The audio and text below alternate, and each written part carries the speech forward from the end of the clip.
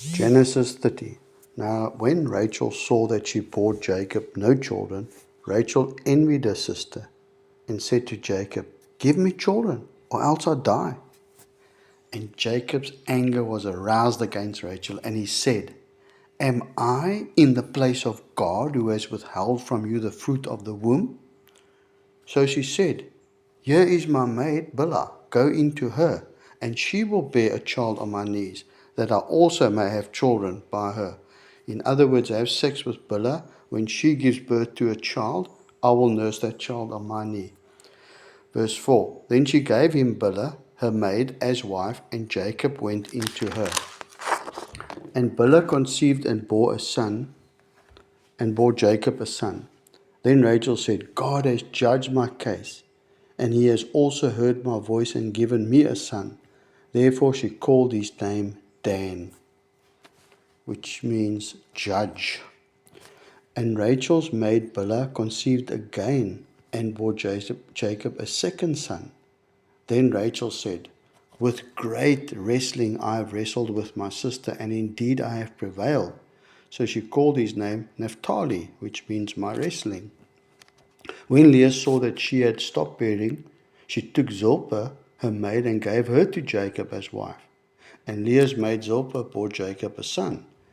Then Leah said, "A troop comes." So she called his name Gad. And Leah's maid Zilpah bore Jacob a second son. Then Leah said, "I am happy, for the daughters will call me blessed." So she called his name Asher. Now Reuben went in the days of wheat harvest and found mandrakes in the field and brought them to his mother Leah. Then Rachel said to Leah, "Please give me some of your son's mandrakes." But she said to her, "Is it a small matter that you have taken away my husband and would also take away my son's mandrakes?" And Rachel said, "Therefore he will lie with you tonight for your son's mandrakes."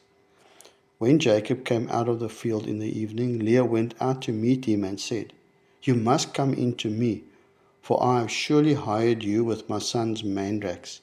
And he lay with her that night. And God listened to Leah, and she conceived and bore Jacob a fifth son. Leah said, "God has given me my wages because I have given my maid to my husband." So she called his name Issachar. Then Leah conceived again and bore Jacob a sixth son. And Leah said, God has endowed me with a good endowment. Now my husband will dwell with me because I have borne him six sons. So she called his name Zebulun. Afterward she bore a daughter and called her name Dinah. Verse 22. Then God remembered Rachel, and God listened to her and opened her womb. And she conceived a son, and she said, "God has taken away my reproach." So she called his name Joseph, and said, "The Lord shall add to me another son." And this is the Joseph that ends up being sold to slavery, going down to Egypt. And it came to pass, when Rachel had borne Joseph, that Jacob said to Laban, "Send me away, that I may go to my own place and to my own country. Give me my wives and my children, for whom I have served you, and let me go. For you know my service which I have done for you." And Laban said to him, "Please stay, if I have found favor in your eyes, for I have learned by experience that the Lord has blessed me for your sake." Then Laban said, "Name me your wages, and I will give it." So Jacob said to him, "You know how I have served you, and how your livestock has been with me. For what you have had before I came was little, and it has increased to a great amount. The Lord has blessed you since my coming. And now, when shall I also provide for my own house?" So he said, "What shall I give you?" And Jacob said, "You shall not give me anything. If you will do this thing for me, I will again feed and keep your flocks. Let me pass through all your stock today, or your livestock, or your flock, removing from there all the speckled and spotted sheep and all the brown ones among the lambs, and the spotted and speckled among the goats, and these shall be my wages. So my righteousness will answer for me in time. When the subject of my wages comes before you, every one that is not speckled and spotted among the goats and brown among the lambs will be considered stolen, if it is with me." And Laban said, Oh, that it were according to your word. So he removed that day the male goats that were speckled and spotted, all the female goats that were speckled and spotted, every one that had some white in it, and all the brown ones among the lambs, and gave them into the hands of his sons.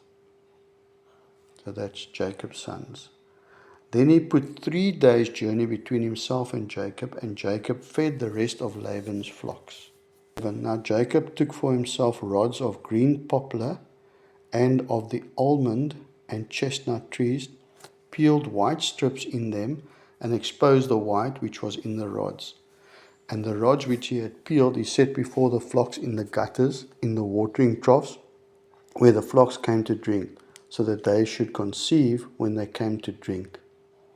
So there's something to do with genetics of the animals, that when they see that reflection in the water, I don't know what goes on in their psyche or their brain or their body. Verse 39, so the flocks conceived before the rods, and the flocks brought forth streaked, speckled, and spotted. Then Jacob separated the lambs and made the flocks face towards the streaked, and all the brown in the flock of Laban. But he put his own flocks by themselves, and did not put them with Laban's flock. And it came to pass, whenever the stronger livestock conceived, that Jacob placed the rods before the eyes of the livestock in the gutters, that they might conceive among the rods. But when the stocks were feeble, he did not put them in, so the feebler were Laban's and the stronger Jacob's. Verse 43, thus the man became exceedingly prosperous, and had large flocks, female and male servants, and camels and donkeys.